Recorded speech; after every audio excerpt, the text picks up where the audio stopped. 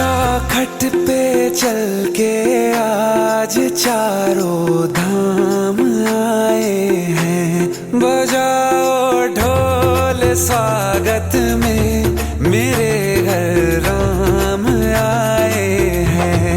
कथा शबरी की जैसे जुड़ गई मेरी कहानी से।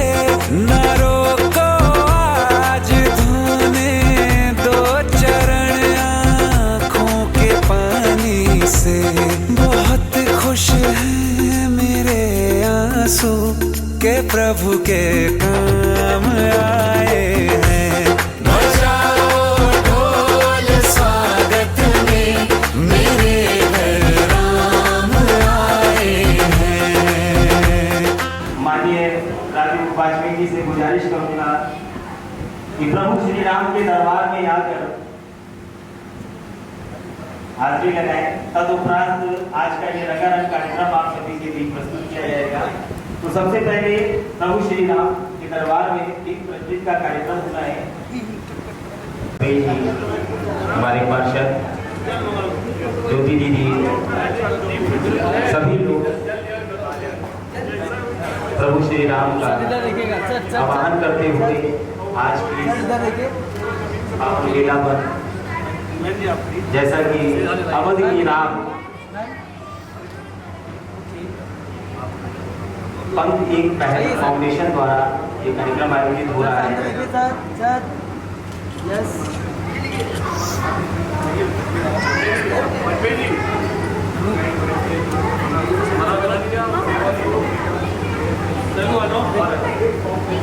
आप भी आगे आ जाइए।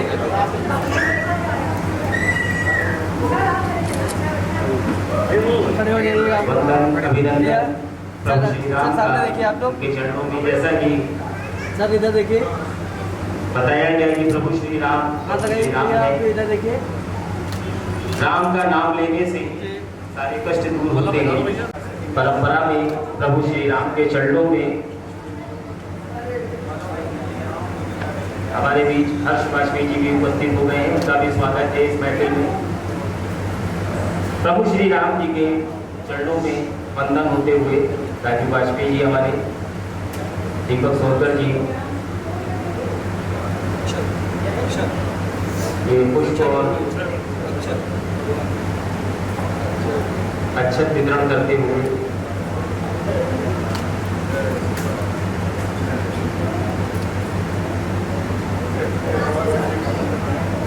सनातन धर्म में बताया गया, कोई भी शुभ कार्य अगर आरंभ किया जाता है तो सबसे पहले प्रभु श्री राम का आवाहन किया जाता है। क्योंकि अवध के राम आज ये कार्यक्रम आयोजित हो रहा है। वैसे वंदन अभिनंदन की शुरुआत होती है सनातन धर्म में, कहा गया है जय जय श्री राम।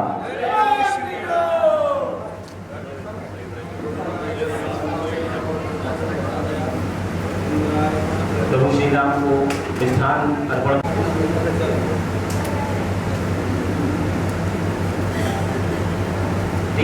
प्रज्वलन का ये कार्यक्रम चल रहा है। का ये सम्मान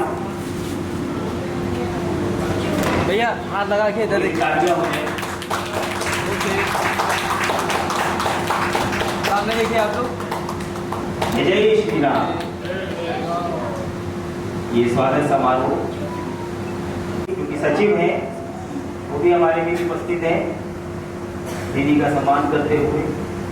मैम सामने देख लीजिए। मैम सामने देखिए। Ma'am wait. मैं उनसे भी आग्रह करूंगा कि कृपया मंच पर उपस्थित हों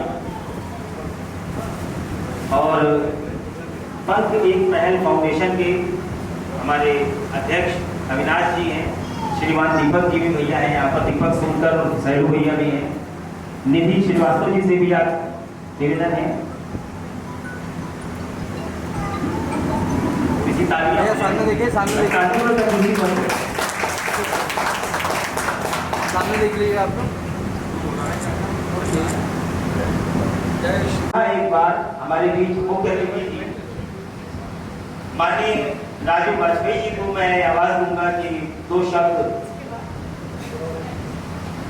आकर आप सभी के बीच में रखें। माननीय राजीव वाजपेयी जी। बहुत बहुत धन्यवाद महोदय। ये अवसर आपने जो उपलब्ध कराया भगवान राम के लिए, ये बड़ा भगवान राम के लिए बोलना ये बड़ा कठिन शब्द है, लेकिन एक पहल जो हुई है पंथ एक पहल के माध्यम से एक अच्छी पहल है और हम सबका सौभाग्य है कि आज हमारे क्षेत्र में और हमारे स्कूल प्रांगण के सभागार में जितेंद्र मित्तल जी के साथ में कार्य कर रहे हैं। ऐसे हमारे हास्य नाटक की प्रस्तुत करने वाले ऐसे हमारे अग्रज श्री रमाकांत शुक्ला जी हमारे बड़े भाई भी हैं। मैं उनको आभार व्यक्त करता हूँ कि आपके मार्गदर्शन में हम लोगों को कुछ बोलने का अवसर मिल रहा है। हमारी बहन ईश्वरी विश्वविद्यालय से हैं, उनका भी स्वागत वंदन और यहाँ आए हुए समस्त भाइयों और बहनों का स्वागत वंदन। मैं आप सभी को ये बताना चाहता हूँ तो ये अवध के राम एक टॉपिक जो आपने रखा है बहुत अच्छा है, इस पे तो विस्तृत चर्चा होनी चाहिए। अवध में 2 राम पैदा हुए, एक राम नहीं हुए। हम लोग एक ही राम को जानते हैं और उन्हीं की लीला करते हैं, लेकिन अवध में 2 राम हुए थे, एक युवराज राम हुए थे और एक भगवान राम हुए। शुरुआत युवराज से होती है और अंत भगवान से होता है, और जो भगवान से होता है उन्हीं का चित्रण लेके आज हम सभी लोग मार्गदर्शन के प्रतीक के रूप में हम लोग यहाँ पे उपस्थित हैं। भगवान राम का चित्रण कैसा होना चाहिए, ज्यादा समय नहीं लेंगे क्योंकि बड़े के आगे बोलना भी बड़ा कठिन काम होता है। अगर कुछ त्रुटि रह जाए तो छोटा सा माफ कर दीजिएगा। रामचंद्र जी जब युवराज के रूप में थे और युवराज के रूप में जब वो कार्य कर रहे थे तो उन्होंने बाल्यावस्था में अपना ज्यादा समय जो है वो पठन पाठन में लगाया और संस्कृत को कैसे ग्रहण किया जाए उस पर लगाया। जब वो थोड़ा सा पढ़ लिख के आगे गए, उस समय गुरुकुल था, गुरुकुल पहले गुरुकुल का भी महत्व होता था। जो बच्चे होते थे गुरुकुल में पढ़ने जाते थे। आज हम लोग तो नहीं तरक्की कर पा रहे हैं क्योंकि अब हम गुरु को ही घर में बुला लेते हैं, और यही सीखने के लिए अवध के राम को समझना होता है। अवध के राम को समझना यानी गुरुकुल को समझना कि भगवान राम गुरुकुल में जाकर शिक्षा ग्रहण किए और हम अपने बच्चों को पढ़ाने के लिए गुरु को घर में बुलाते हैं। ये फर्क अगर सिखाता है तो अवध का राम सिखाता है, अवध के राजा सिखाते हैं।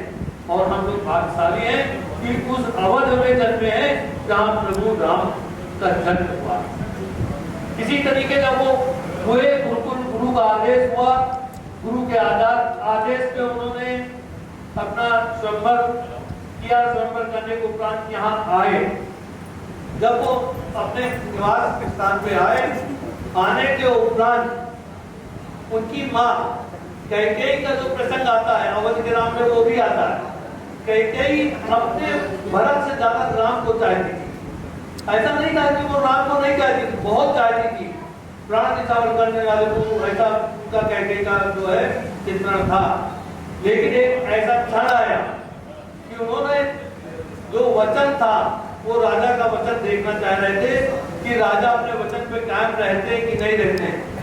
तो उस राजा के वचन को देखने के लिए उन्होंने अपने जान से प्रिय पुत्र को जो है वनवास दिलाया कि राजा कहीं अपने वचन से वो न जाए। उसके कई चित्रों में जाएंगे तो उसके हर चित्रण में अलग अलग पहलू दिखाए जाएंगे, तो उसमें कहीं ना कहीं चित्रण जो है अलग अलग रूप में अलग अलग उसकी व्याख्यान करने में हमको लगता है कि अपना जीवन व्यतीत होगा पूरा चित्रण कर पाना अवध के राम के लिए इस जीवन में संभव नहीं हो सकता। लेकिन मैं फिर धन्यवाद दूंगा पंथ एक पहल की सचिव मेरी श्रीवास्तव जी है पूरी टीम को कि जिन्होंने भगवान के प्रति पहले कोई नृत्य होता था। हमको यहाँ पे बैठे हुए रमाकांत शुक्ला जी हमारे भाई हैं, हमको पास दिया करते कि आज मेरा सीरियल है राम बलि परीक्षा में सब लोग आ रहे हैं, बड़ी भीड़ है। तो उसमें देखा कि महिलाएं किस तरह अत्याचार कर रही है, पुरुष किस तरह महिलाओं पर अत्याचार, इस तरह के सीरियल बनाने चाहिए। लेकिन पंथ किसके होने चाहिए? जटायु जैसे। तो तो हमको लगता है कहीं उस जटायु का पंथ जो है निधि जी ने लिया होगा और अवध के राम को चित्रण करने के लिए आज हम सबको यहाँ पे उपलब्ध कराया। हम भाग्यशाली हैं कि अवध के राम का चित्रण और उनके भजन संध्या जो भी काव्य पाठ है उसको हम ग्रहण करने में अपना योगदान लेंगे कि भगवान हमको सद्बुद्धि दे, सब कुछ करे। भगवान ने ये भी रचाया कि अपने भाइयों के प्रति कैसा चित्रण होना चाहिए। जब भरत जी जा रहे थे राम से मिलने के लिए तो लक्ष्मण से कहा कि जितने कांटे हैं रास्ते के वो आप हटा दीजिए। तो लक्ष्मण ने कहा नहीं, इसके लिए हमको ये सब हुआ ऐसा हो। तो उन्होंने कहा नहीं, क्रोध से नहीं होता है, बोध से होता है। उन्होंने समझाया भाई है ठीक है, उसकी क्या गलती है, उसके हेत में जाइए, वो सही कर रहा, लेकिन कांटे इसलिए हटाना है कि वो जान से हमको मानता है। और जब उसको पता चलेगा कि हमारे बड़े भाई इन्हीं कांटों से, इस बंध से वो वहां पे गए हुए हैं, तो वो अपना जीवन जो है व्यतीत नहीं कर पाएंगे। हो सकता है उसके प्राण वहीं पे डूब जाए। तो इसलिए उसको वो दर्द ना महसूस हो पाए, इस कारण उसको हटाना था। इस कारण नहीं था कि भरत के वो चुभेंगे तो वो यार कैसा करेगा, लेकिन उसको ये पीड़ा ना होने पाए। ऐसा भगवान राम का अपने भाइयों के प्रति चित्रण था। और हम भी भाग्यशाली हैं कि हमारे भाइयों का भी हमारे प्रति ऐसा व्यवहार है। और हम जो हो सकता है वो तो सभी लोग जानते हैं, दिखता भी होगा, लेकिन ऐसा चित्रण भगवान राम ने अपने भाइयों के साथ दिया। भाई भी उसी तरह राम के साथ में है, तो ऐसा हमारे परिवार में मिलता है। मैं कोटि कोटि पुरुषोत्तम मर्यादा रामचंद्र जी को मैं धन्यवाद देता हूँ कि जो आपने मनुष्य जीवन में अवतरित होकर मानव जीवन को एक नई श्रृंखला को जीवित करने के लिए, मानव जीवन जीना कैसा चाहिए उसके बताने के लिए आपको अवतार लेना पड़ा। अगर उसकी पीढ़ी में जाएंगे, आजकल सावन चल रहा है, सावन में बहुत ऐसे पुराण हो रही है, तो अगर उस पीढ़ी में जाइए, अगर बैठ में चले जाइए, तो जब विष्णु जी लक्ष्मी जी के लिए जाते हैं कि देखिए मैं भी लाइन में हूँ और हम भी वर के रूप में आता हूँ, तो तब तक नारद जी आ जाते हैं। नारद जी कहते हैं कि इस महिला से हमारी शादी हो जाएगी, बहुत खूबसूरत महिला, इसमें हमारा भी होना चाहिए। नारद जी भी विष्णु जी के पास गए कि मेरा स्वरूप ऐसा दे दीजिए कि हम हमारी तरफ देख के वो जो है मोहित हो जाए और वो हमको चुनकर हमारे साथ हो जाए।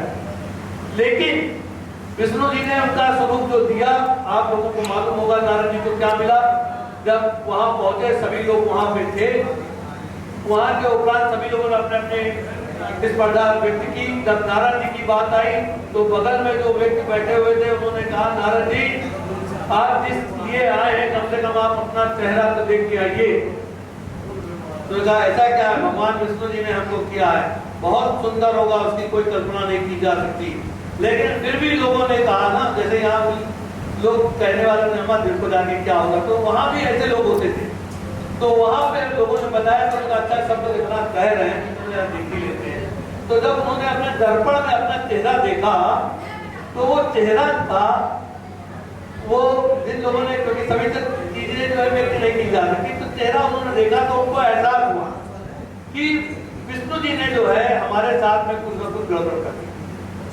तो विष्णु जी ने कहा, गरुड़ जी ने, कि यहाँ पे जिस तरह आपने मेरे साथ किया है, जिस स्त्री के लिए हमको आज इस तरह करना पड़ा है, जब आप मनुष्य रूप में आएंगे तो आपको स्त्री का वियोग करना पड़ेगा। और जब रामा अवतार में भगवान रामचंद्र जी ने अवतार लिया तो वो चीज जो है उनके साथ में, नारद जी के साथ का वो उस जगह पे आके कहने को बहुत कुछ है, ज्यादा कुछ हम नहीं बोलेंगे क्योंकि कई लगता है दीदी जी ने कहा है, क्योंकि कार्यक्रम काफी समय का है। भगवान राम पे बोलना बहुत कठिन काम है। भगवान कोई गलती हुई हो, क्षमा चाहते हैं, जो कुछ हमने शिव पुराण से या लोगों के माध्यम से सुना है वो इधर रखने का प्रयास किया है। और ये प्रयास इसलिए नहीं किया कि आपके जीवन में आए, इसलिए मैंने किया है कि अगर कोई त्रुटि होगी तो आप बार बार एहसास कराते रहेंगे। यहाँ पे तो आप ये कह रहे थे लेकिन आपके जीवन में ये चित्रण नहीं है, इसलिए आपके जीवन में एक चित्रण आए, इसलिए मैंने इधर सही रखा है। बहुत बहुत आभार।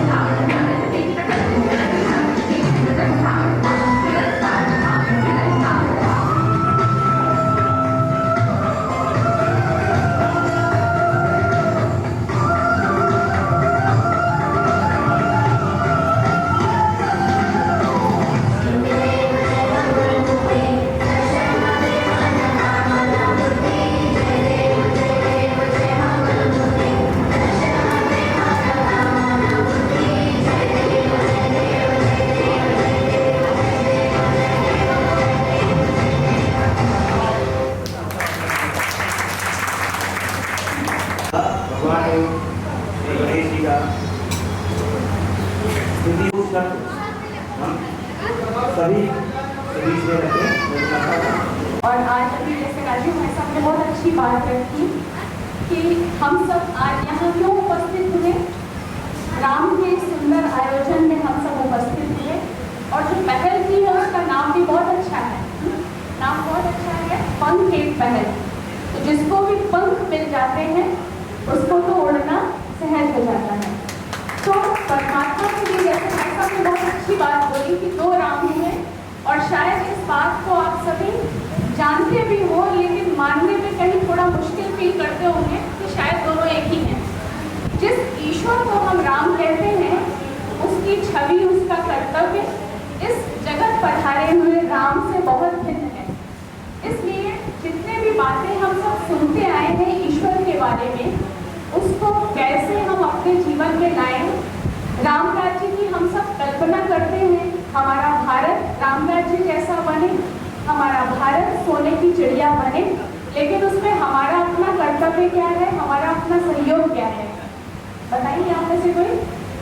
हम सब ऐसे सुंदर आयोजन करते हैं, खुशी खुशी से शामिल भी होते हैं, लेकिन हमारा सहयोग क्या है, क्या सहयोग है, बताएंगे कोई। सबसे अच्छी बात ये होती है कि शुरुआत हमेशा कहीं से भी जब की जाती है तो पहले सेल्फ से की जाती है। कोई भी अच्छे कार्य की शुरुआत, राम राज्य माना सुख शांतिमय राज्य, और वो राज्य जहाँ पर आपसी प्यार भाईचारे की भावना हो, तो पहले स्वयं को ट्रांसफॉर्म करना माना अपने को चेंज करना। आज हम सब जिस समाज में रह रहे हैं, जिस विधि से रह रहे हैं, उस विधि को परिवर्तन करना, और स्वयं परमात्मा आकर के हम सब आत्माओं को वो विधि सिखा रहा है कि कैसे हम अपने जीवन में चेंज लाएं, परिवर्तन लाएं, जिससे सुंदर राम राज्य की जो कल्पना कर रहे हैं वो साकार हो जाए। सिर्फ हमारे आयोजन करने से अगर साकार हो जाए तो हर दूसरे दिन हम आयोजन कर सकते हैं। सुंदर सुंदर अच्छी अच्छी बातें हम लोगों से सुनते हैं, खुश होते हैं और क्लैपिंग कर देते हैं।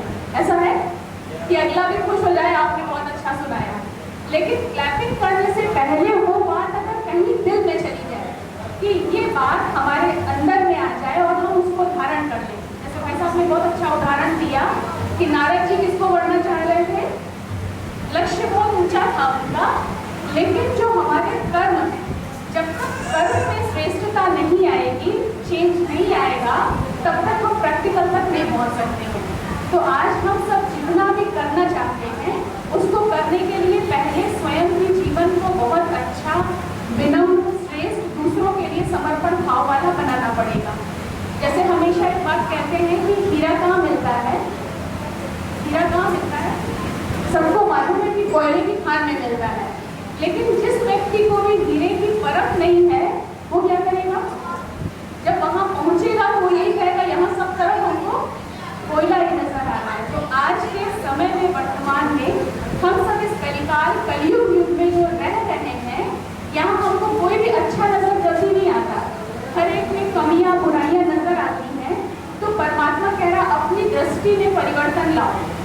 जब हमारी दृष्टि में परिवर्तन होगा तो जहाँ 10 गलत दिखाई देते हैं, कोई ना कोई अच्छाई जरूर दिखाई हमको देगी। इसलिए कहा जाता है जैसी दृष्टि वैसी सृष्टि। कभी भी देखिए हम ब्लैक चश्मा लगाते हैं तो सबको कैसा दिखने लग जाता है, रियल में वो वैसा नहीं होता है, लेकिन हमने जैसा चश्मा पहना वैसा हमको दिखने लगता है। तो आज इस संसार में जितनी भी चीजें हमको दिख रही हैं, एक्चुअल में सब गलत, सब गंदा नहीं है, लेकिन जिस स्वराज्य की, जिस राम राज्य में हम चलने की बात कर रहे हैं और जाने की कल्पना कर रहे हैं या स्थापना की बात कर रहे हैं, उसमें हमारी एक इकाई सहयोग की जरूरी है, और वो पहली इकाई है स्वयं के जीवन में परिवर्तन। और कौन कहता है हम लोग चेंज ला सकते हैं, अपने में चेंज। हम दूसरों को गाइड करने में बहुत स्मार्ट है, अगर देखा जाए आप ये करिए तो ये हो जाएगा, आप ये करिए तो ये हो जाएगा, और हम समझते हैं आप सबके घर में बच्चे हैं, आप सब लोग बच्चों को बहुत अच्छा गाइड करते हैं, बच्चे आप अपने जीवन में ये करें तो ऐसे बन जाएंगे। बच्चा हमेशा वही सीखता है जो पेरेंट्स प्रैक्टिकली कर रहे होते हैं। आपकी सिखाई हुई शिक्षा को बाद में सीखता है, आपका किया हुआ प्रैक्टिकल वो पहले सीखता है। तो परमात्मा जो हम सब वो भी हमको यही सिखा रहे हैं कि उसके ओरिजिनल गुण हैं कि वो प्रेम स्वरूप है, शांति का सागर है, प्यार का सागर है, आनंद का सागर है। तो वो गुण हम अन्य आत्माओं तक कैसे पहुंचाएं, और पहुंचाने से पहले वो गुण हमको स्वयं में लाने पड़ेंगे, तब इतने सुंदर स्वराज्य का सपना जो है वो हमारा साकार होगा। ओम शांति। आइए कार्यक्रम को आगे ले चलते हैं। जैसा कि बाल यंत्रों की ये श्रृंखला यहाँ पर रखी हुई है, किसी ने भी आप खूब कहा है कि साज और आवाज़, साज के बगैर आवाज़ अधूरी है और आवाज़ के बगैर साज। जब इन दोनों का संगम होता है तो बनता है सुर संगम। तो आइए अब आपकी मुलाकात कराते हैं, सुर संगम की ओर ले चलते हैं। बहुत सुंदर सुंदर से भजनों की श्रृंखला में आपको आगे ले चलते हुए हमारे बीच में जाना माना चेहरा है सत्य प्रकाश साहू जी, जो कि आकाशवाणी से भी अप्रूवल है, मिला हुआ है। उनकी भजन वजन आया करते हैं, सुना करते होंगे, आज हमारे बीच यहाँ पर उपस्थित हुए हैं।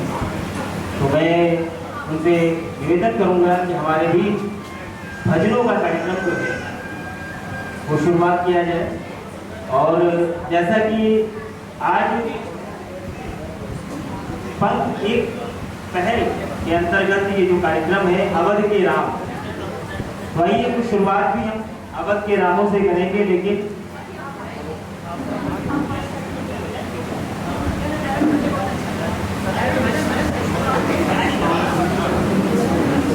आइए शुरुआत करते हैं अवध के राम के साथ में, और प्रभु श्री राम का आशीर्वाद लेते हुए इस श्रृंखला को आगे बढ़ाते हुए कहते हुए श्री गुरु चरण सरोज रज निज मन मुकुर पर नौ रघुवर भी आवाज आनी चाहिए, क्योंकि आज हम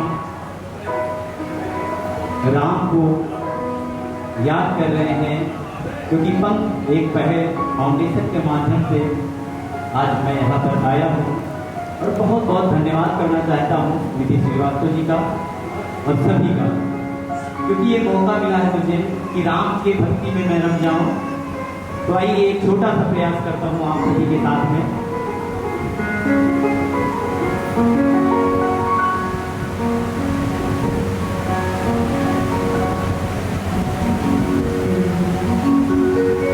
राम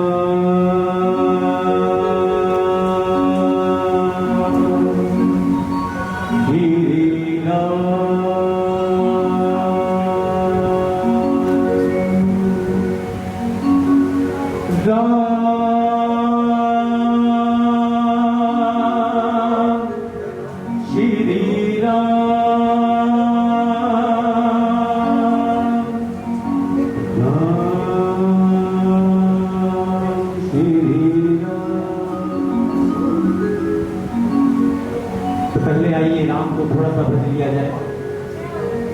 राम, राम राम जय राजा राम, राम राम जय राजा राम, राम राम जय राजा राम, राम राम जय राजा राम, राम राम जय राजा राम, राम जय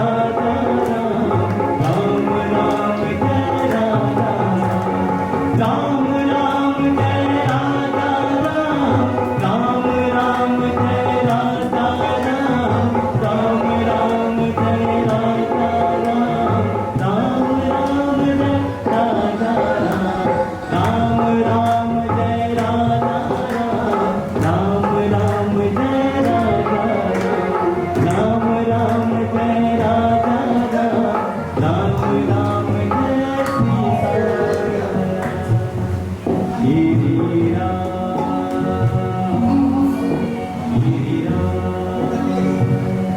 मंगल भवन मंगल हारी, मंगल भवन मंगल हारी, दबहु सो दशरथ अजिर बिहारी, दबहु सो दशरथ अजिर बिहारी, मंगल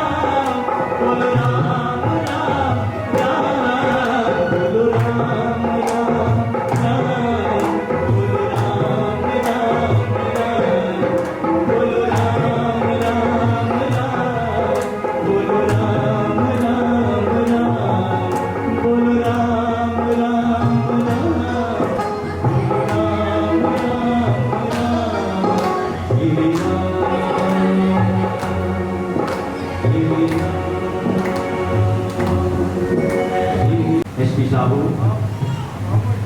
आप सभी के समक्ष प्रस्तुत कर रहा हूँ।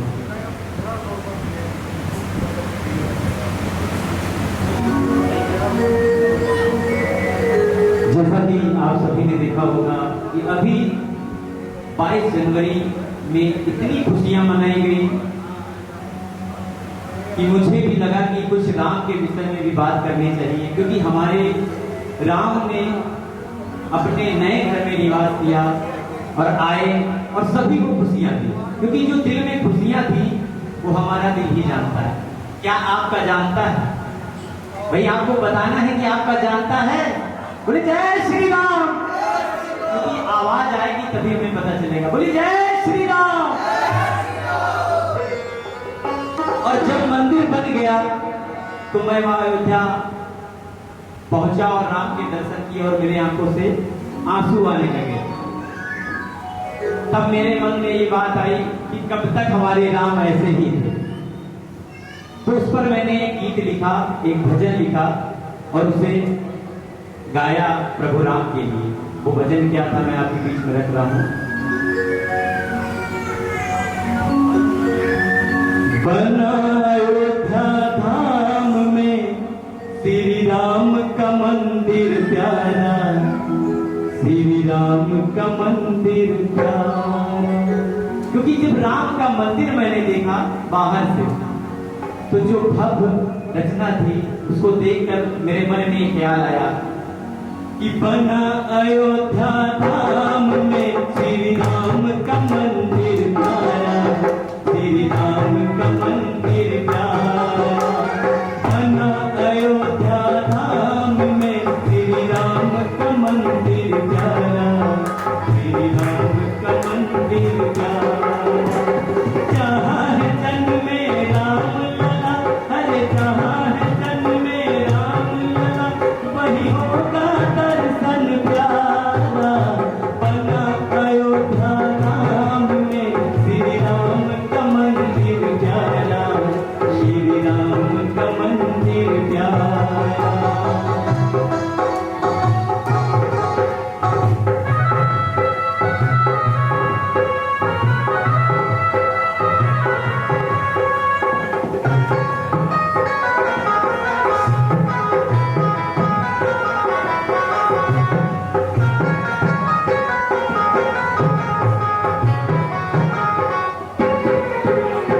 जहाँ है जन्मे राम लला, वही राम का गूंजे नारा।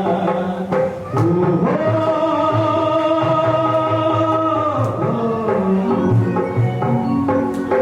जहाँ है जन्मे राम लला, वहाँ राम का गूंजे नारा। जो भी इनके शरण में आए मिलता उसे सहारा। सारे ऋषि जहाँ पे बोले, वो सारे ऋषि जहाँ पे बोले जय श्री राम का नारा।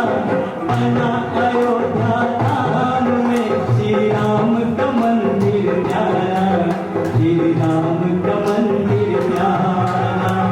बना अयोध्या धाम में श्री राम का मंदिर प्यारा, श्री राम का मंदिर प्यारा। सभी लोग की तालियां।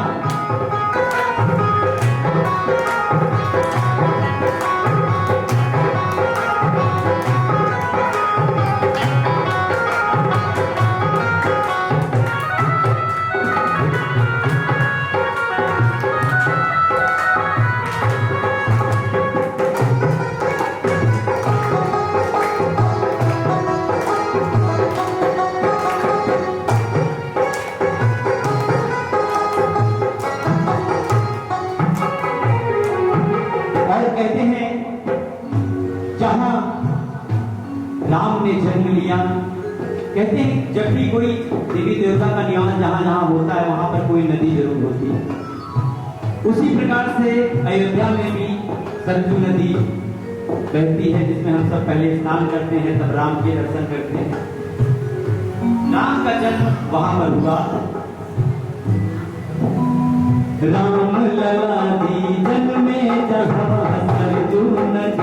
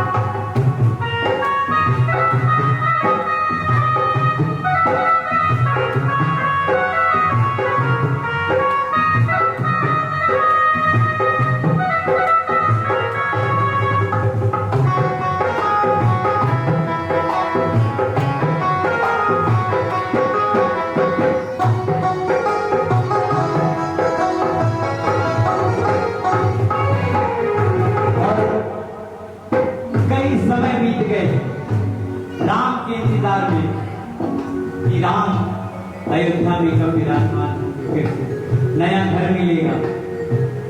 राम की प्रतीक्षा में हम सभी व्याकुल रहते हैं। कईयों ने कोशिश की कि राम का घर न बनने पाए, बहुतों ने कोशिश की। आपकी मीठी तालियां। श्री राम, श्री राम। बहुत कोशिश की गई कि राम को घर न बनने पाए, लेकिन राम की लीला राम ही जाने। हम सब नहीं जान सकते, क्योंकि वो प्रभु की लीला है, और प्रभु की लीला भक्त नहीं जान सकता कि कब प्रभु हम पर मेहरबान हो जाए और कब प्रभु क्या कर जाए। लाख करी है कोशिश पर काम लाई,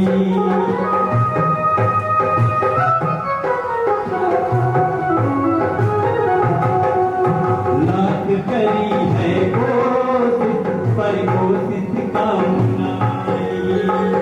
जहाँ है जन्मे राम लला, वही बना है मंदिर भाई। पीता हूँ राम चरण में, वो पीता हूँ राम चरण में, भजन ये गाएगा। बना अयोध्या धाम में श्री राम का मंदिर आया, श्री राम का मंदिर आया। बना अयोध्या धाम में श्री राम का मंदिर आया, श्री राम का मंदिर आया। जहाँ है जन्मे राम लला, अरे जहाँ है जन्मे राम लला, वही मुझे राम बनाया।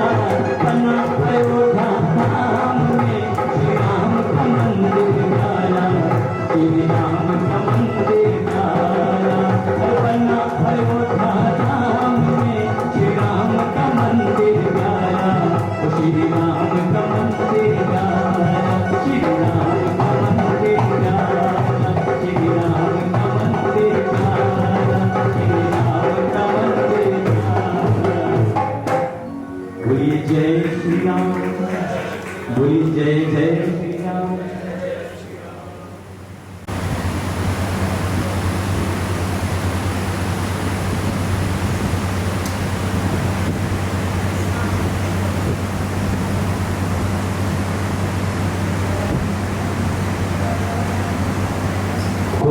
राम के भी रूप अनेक हैं, चाहे राम के लिए चाहे कृष्ण के लिए।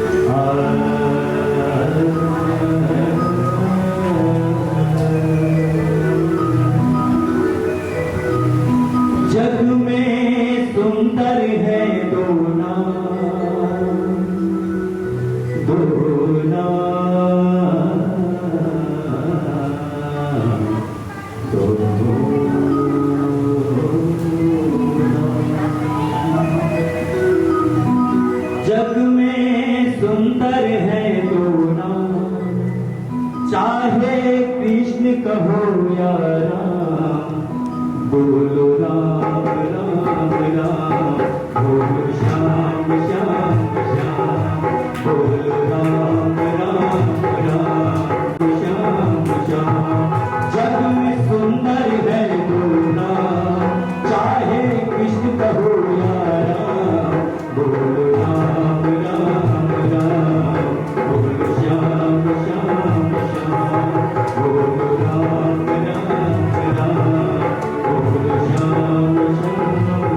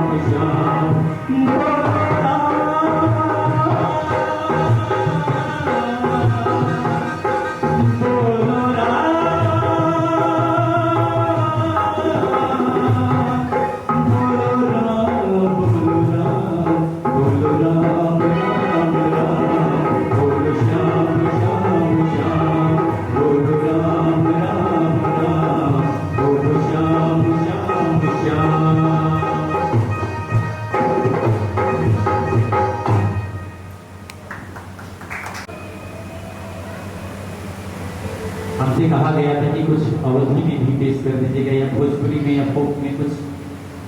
आइए एक भजन।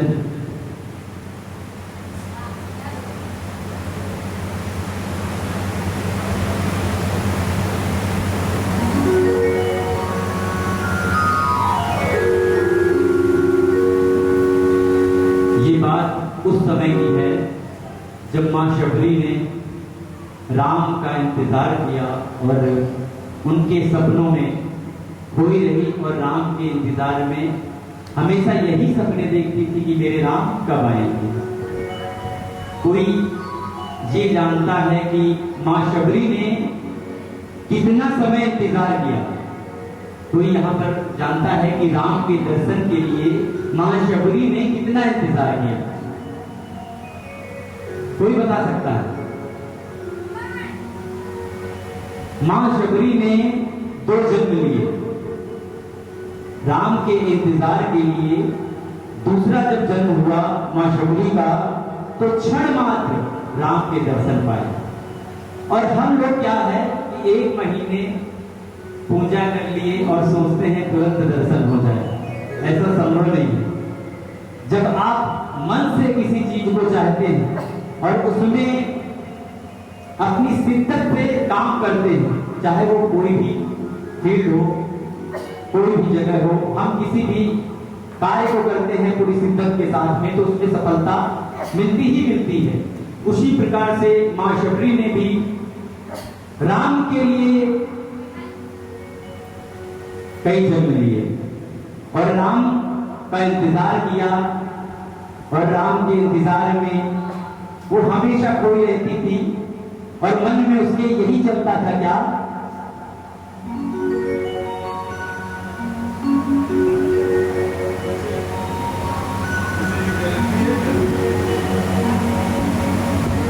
अरे सबरी ने देखा सपनवा।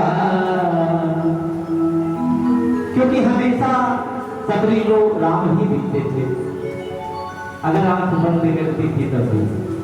अरे सबरी ने देखा सपनवा, राम आई है अंगनवा।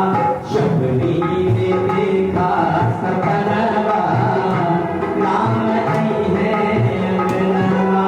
आई है अंगनवा, हाँ आई है अंगनवा, हाँ आई है अंगनवा। खुशियों से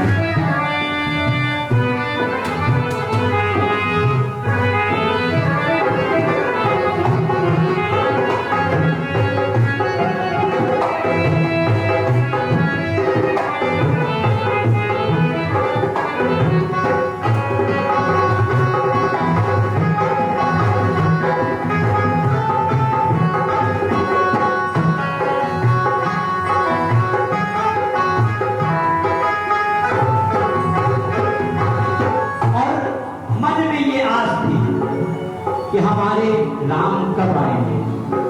और वो ये सोचती रहती थी सपने में भी, और प्रभु के राम, हमारे प्रभु कब आएंगे, राम कब आएंगे। और सुबह सुबह उठकर वो जाती थी, फूल तोड़ती थी और पूरे रास्ते में बिछाती थी, साफ सफाई कर पूरे रास्ते में फूल बिछाती थी। और ये मन में सपना था कि कब आ जाए मेरे राम।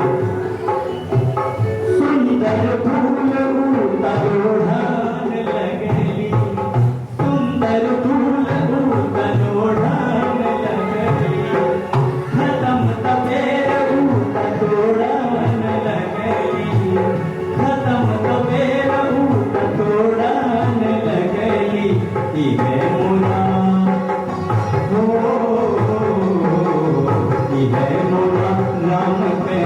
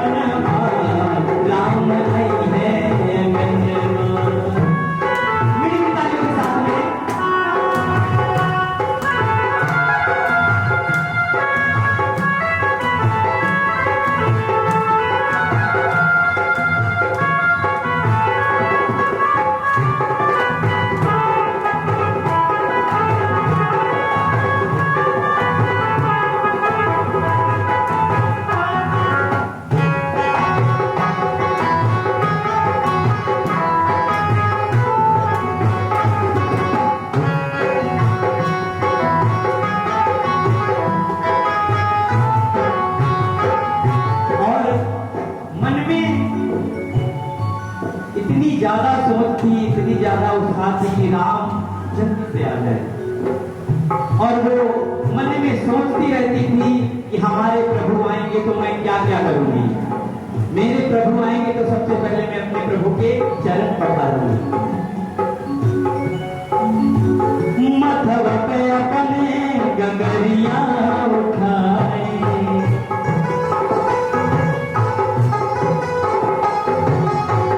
मथवा पे अपने गगरिया उठाए, गंगा जमुनवा से जल भर आवे, एही से एही से पखारो चरणवा, राम आई है अंगनवा, एही से पखारो चरणवा, राम आई है अंगनवा, आई है अंगनवा, आई है अंगनवा, आई है अंगनवा। शबरी ने देखा सपनवा, राम आई है अंगनवा, शबरी ने देखा सपनवा, राम आई है अंगनवा।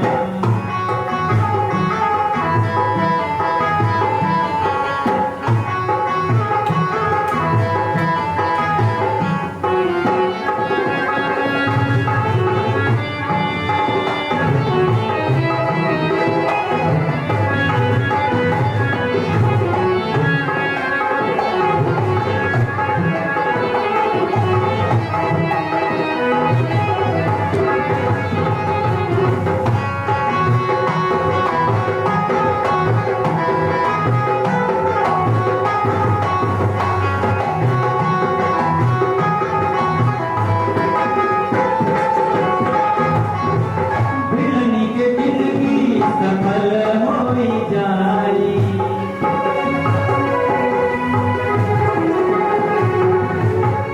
भिलनी के जिंदगी सफल होई जाई, प्रेम से बिछावे खुश के चटाई, ये होना हो, ये मोरा राम के अचनवा, राम आई है अंगनवा, ये मोरा राम के अचनवा, राम आई है अंगनवा, आई है अंगनवा, आई है अंगनवा, आई है अंगनवा। शबरी ने देखा सपनवा, राम आई है अंगनवा, शबरी ने देखा सपनवा, राम आई है अंगनवा, शबरी ने देखा सपनवा, राम आई है अंगनवा, शबरी ने देखा सपनवा, राम आई है, राम आई है, राम आई है अंगनवा। मोर्चा की पंथ एक पहल फाउंडेशन में विपिन सुंदर भैया का स्वागत है, हार्दिक अभिनंदन है। और चराचर जगत में कहीं भी सृजन का कार्य संभव नहीं है, तो जो लोग शांत हो चुके हो अब तक वो एक बार तालियां बजा दें तो हम ये समझ जाए कि कुछ लोग सुन भी रहे। बहुत बहुत धन्यवाद आपका।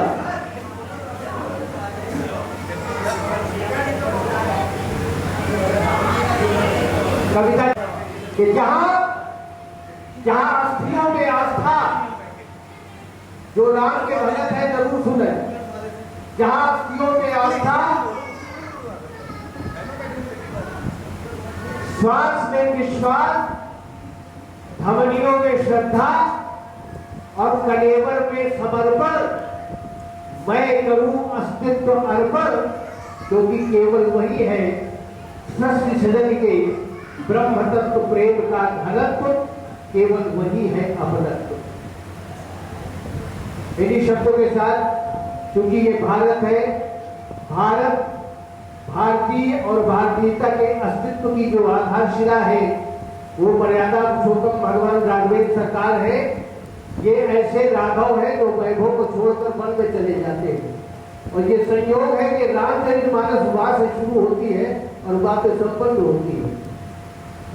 हमने पूरे विश्व ने जहां भी भारत की जड़ें हैं वहां लोगों ने राघवेंद्र सरकार के भव्य विग्रह प्राण प्रतिष्ठा समारोह को देखा और सुना तो हमने एक छोटी सी बात कहने का प्रयास किया है। मुझे उम्मीद है कि आपको शायद पसंद आए, क्योंकि जैसा मैंने शुरू में निवेदन किया है, मैं जरा कविता कम कर पाता हूँ। प्राण प्रतिष्ठा विग्रह की हो गई है, अब अपने प्राणों में प्रतिष्ठा करने की आवश्यकता है। राघवेंद्र सरकार के मानक को, राघवेंद्र सरकार के चरित्र को निवेदित है कि प्राण प्रतिष्ठित मर्यादा हो, प्राण प्रतिष्ठित मर्यादा हो, हम सबकी हो भावना। प्राण प्रतिष्ठित मर्यादा हो, हम सबकी हो भावना। और केवल इसी साल नहीं, विश्व गुरु रहे देश हमारा, ऐसी है शुभकामना। प्राण प्रतिष्ठित मर्यादा हो, हम सबकी हो भावना। विश्व गुरु रहे देश हमारा, ऐसी है शुभकामना। अभी थोड़ी देर पहले आप ईश्वरी विश्वविद्यालय का प्रवचन सुन रहे थे। अब सारी बातें इन लाइनों में सुनिए आप, आपकी कृपा होगी कि ईर्षा द्वेष मिटे जीवन से, धर्म ध्वजा लहराए। ईर्षा द्वेष मिटे जीवन से, धर्म ध्वजा लहराए। एक दूसरे के काम आए, जीवन सफल बनाए। एक दूसरे के काम आए, जीवन सफल बनाए। राम को जानते सब हैं, राम को मानते सब हैं, मगर राम को जाने, राम को जाने, राम की माने, सच्ची हो आराधना। विश्व गुरु रहे देश हमारा, ऐसी है शुभकामना। दूसरा पद आपको समर्पित करता हूं कि पाप ताप संताप मिटे तो राम राज फिर आए। पाप ताप संताप मिटे तो राम राज फिर आए। राम राम बोले हम सबसे, क्योंकि गोस्वामी जी ने एक ही बात कही है, किसी धर्म, किसी वर्ण, किसी जाति के बारे में नहीं कहा है। केवल 2 लाइनों के संपूर्ण चराचर जगत को कह दिया है कि सिए राम में सब जग जानी, करो प्रणाम जोड़ जुगपानी। उन्हीं भावों को प्रदर्शन कर रही है पंक्ति। आपका आशीर्वाद चाहूंगा कि राम राम बोले हम सबसे और सबको गले लगाए। राम राम बोले हम सबसे, सबको गले लगाए।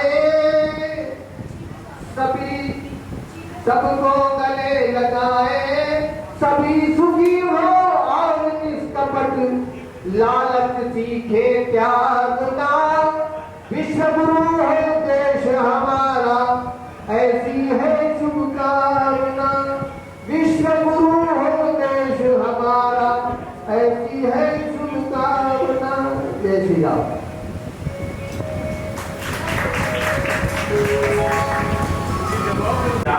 जो आज संस्कृति मंत्रालय भारत सरकार द्वारा यह आयोजित ये कार्यक्रम में चल रहा है, इसमें प्रभु श्री राम का क्या वर्णन लेकर आ रही है। आप सभी सम्मानित बंधुओं से गुजारिश है कि थोड़ा सा शांति पूर्वक इसको सुनिए और प्रभु श्री राम का चरित्र जो है कोशिश करें कि हम अपने अंदर उसको उतारें। तो आइए बुलाते हैं नेहा खरे जी।